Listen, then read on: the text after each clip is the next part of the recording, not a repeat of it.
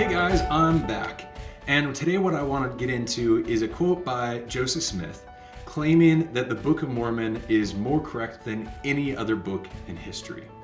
His quote says, "The Book of Mormon is the most correct book of any on this earth and the keystone of our religion. And a man would get nearer to God by abiding by its precepts than any other book." This is a really bold claim, and in the end, what he's claiming is that if you compare the Book of Mormon to the Bible, you're going to actually find that the Book of Mormon is more correct and has more to say about God than the Bible does. So I think this is a bold enough claim that it's worth us taking a lot of time to get into. So before we even get into the Book of Mormon, what I want to do is talk about the reasons why we can trust the Bible. Ultimately, if Joseph Smith is right, then we should be able to see clearly, even comparing all the great resources and things that we have about the Bible, that the Book of Mormon has an even stronger case in front of it. And so what we're going to do is we're first going to examine the reasons why we can trust the Bible and what makes the Bible, ultimately, in my view, the best and most correct book in the world, and then see if the Book of Mormon can really compare to it. So this is going to be a little bit of a longer series, and we're going to take our time to really study these things in depth, and I'll try to bring out all the aspects that I can. Let's get into it.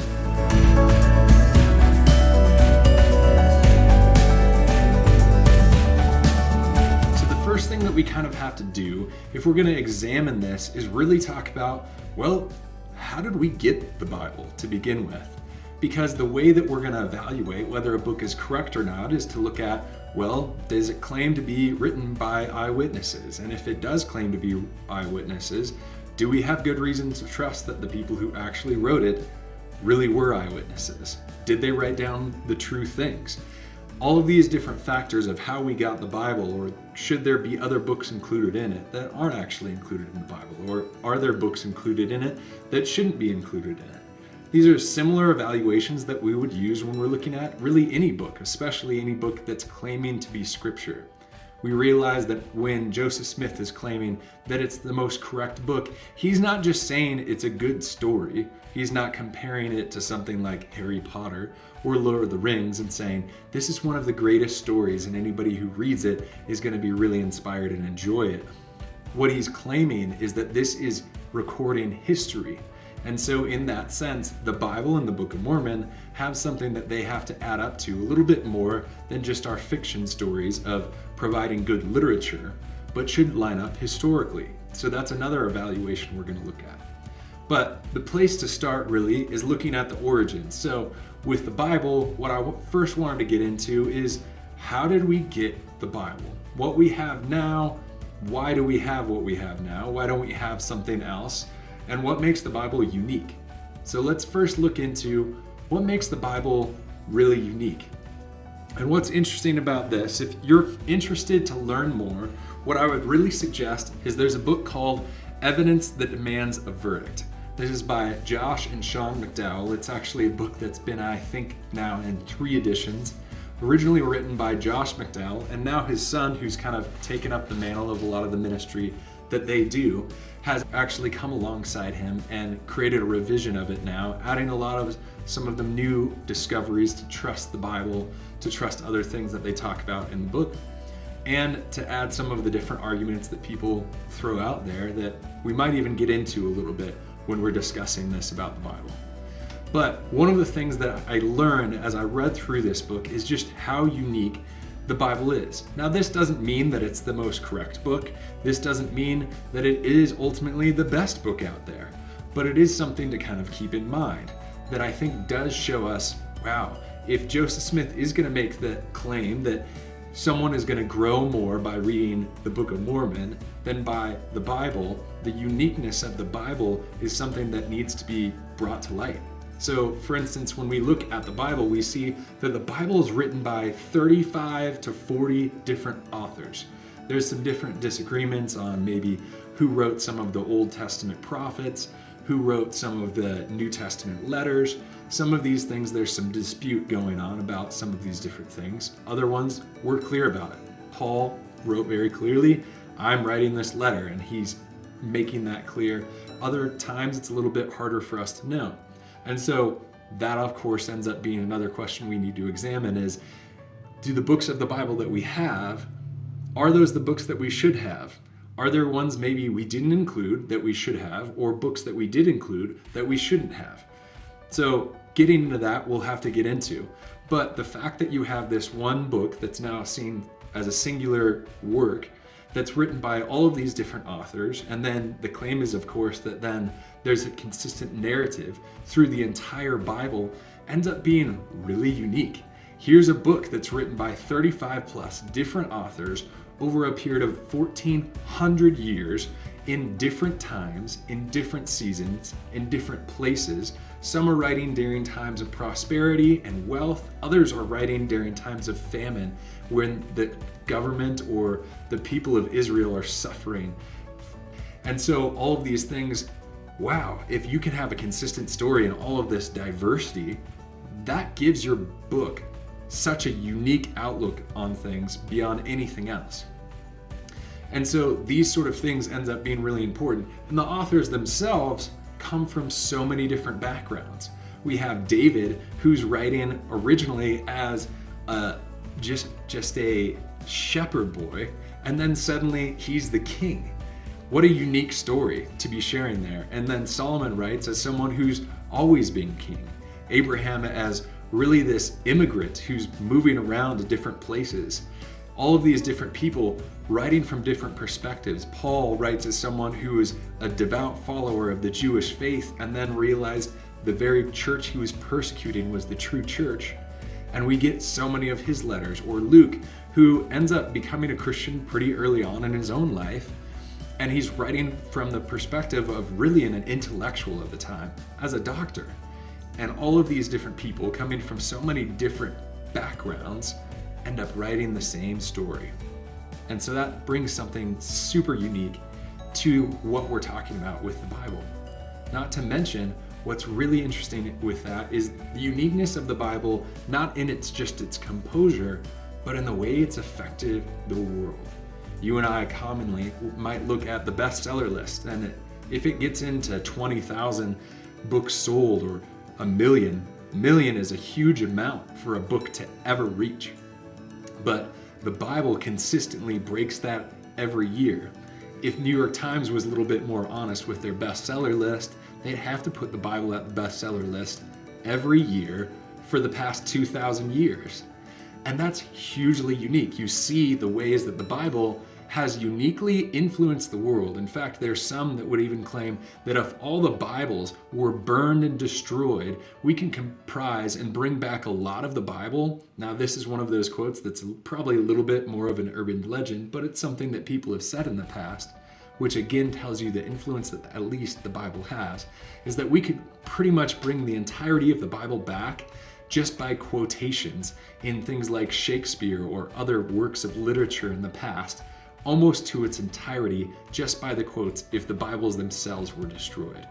No other book can you really say that about. That's something that's wholly unique to the Bible. That it's a bestseller in that way is wholly unique to the Bible. Or the ways that it's inspired art, or especially music. Some of the best composers, especially someone like Bach, was completely inspired by the Bible. It's even interesting talking now a little bit of the comparison between the Book of Mormon and the Bible. If you go on YouTube and you search Mormon Tabernacle Choir, or as it's called now, the Tabernacle Choir, and click to watch the most viewed versions or songs that the Tabernacle Choir has ever done, well, first of all, you're actually not going to see the Mormon Tabernacle Choir come up first. You'll actually see the Brooklyn Tabernacle Choir come up first. But even with the Mormon Tabernacle Choir, you'll actually see that the songs that became the most popular, that are the most watched out of all of the songs that the Mormon choir has ever put together, aren't the ones that are inspired by the Book of Mormon or other writings of Joseph Smith or other things. It's actually some of those classics, like Handel's Messiah. Those sort of works are actually the ones that even a Mormon group that is a phenomenal and fantastic song group, I don't think anybody could deny that, their best selling not really selling, but most viewed songs are the ones that were not inspired by the Book of Mormon, but by the Bible. And so that's something, again, to just keep in mind. Does it mean that the Book of Mormon isn't more correct than the Bible, or that it's not as unique as the Bible? Maybe not as unique, but it definitely doesn't necessarily show that it's the most correct. It's just something to keep in mind when we're discussing this.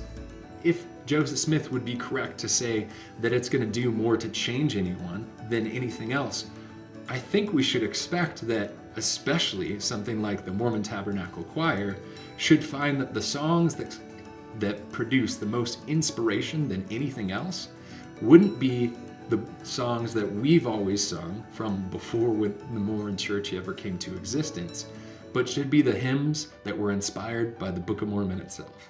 But it's not. It's actually the ones that are inspired by the Bible. And that's something to keep in mind. So now, of course, the question becomes, well, how did we really get this book?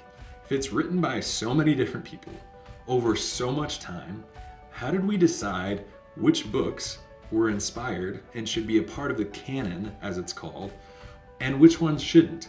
And some of you are thinking, canon? What do you mean canon? Are you talking about like a gun, a giant gun? What does that have anything to do with the Bible? No, the canon has nothing to do with a big gun made of black powder or something like that. The canon is actually just the list of books that are authoritative that we would dub as scripture as Christians. And so how do we come to agree on what that is? Well, first off, let's be honest to say that there's some different views on how exactly this came about. But what ultimately is an agreement, no matter where you kind of land on this, is that the books that we do have in the Bible are the books that we should have in the Bible. Whether you're Catholic, Orthodox, or Protestant, we all ultimately do agree which books should be in the Bible and which books shouldn't be in the Bible. So, of course, some of you are already starting to think, well, what about the Apocrypha? We'll get to that in a second. But the different ways that the church might look at this is three different views that I ultimately kind of look at with this. One is what I would call the church authority view. And this is the view that the Catholic Church and the Orthodox Church would ultimately have. What they would say is that the church itself has authority that was passed down from Jesus to the apostles. The apostles passed it on to others. And eventually that authority was an authority given by God, passed on to different people with the inspiration of God, so that these people are an authority that God uses to help guide the church to both understand what the scripture is, but also understand what the scripture is in the sense of which books are scripture. So this is the church authority view. So the church leaders, in the end, the way to kind of look at it is the church leaders decided what is and is not in the Bible because of the authority that they have as spiritual leaders in the church. Now that is, again, like I said, the Catholic and Orthodox view. Now, an interesting thing to note when you're talking with your Mormon friends is that's more of the view that a Mormon might know and kind of understand and kind of jive with. When you're reaching out to your Mormon friends, what you'll actually find is a lot of times a more Catholic or Orthodox view might fit a little bit more with their theology and understanding. And so bringing that to mind might be something that might be worth bringing up, even if you find yourself saying, as a Protestant, I don't agree with this. And as a Protestant, I don't agree with that.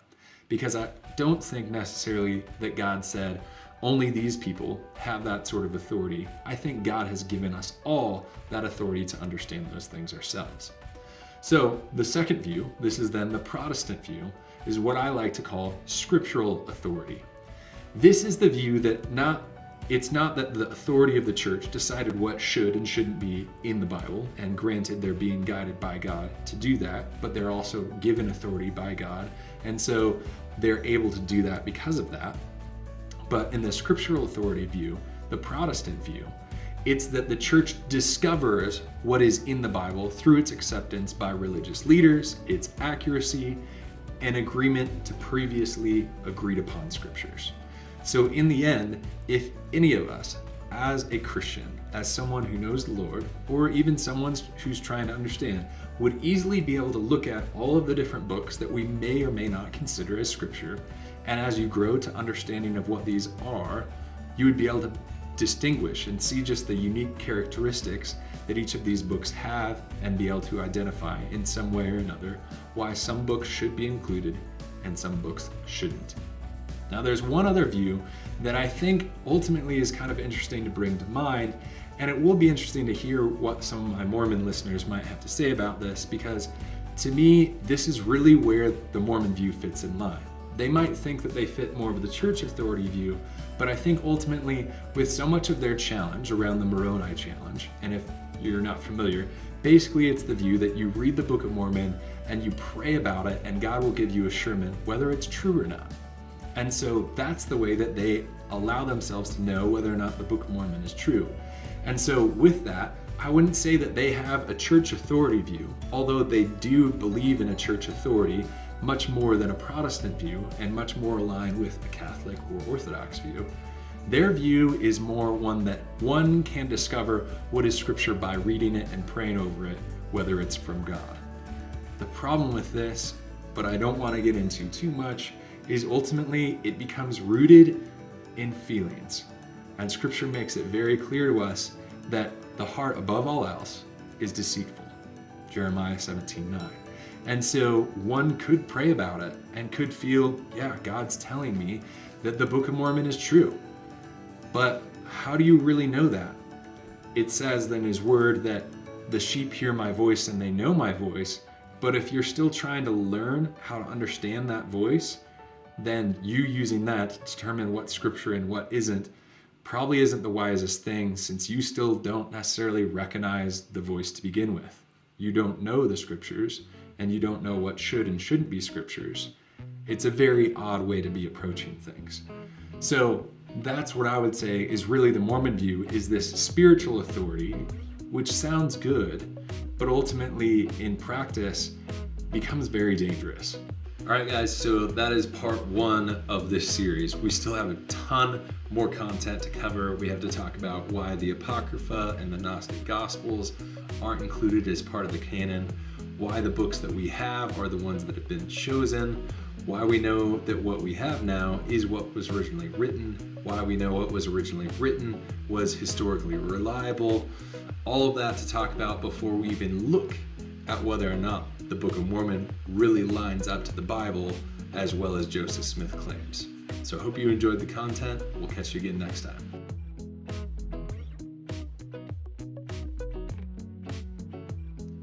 Hey guys, thanks for watching. I hope you enjoyed the content. If you did, please give it a like and a subscribe. Also think about supporting this ministry financially.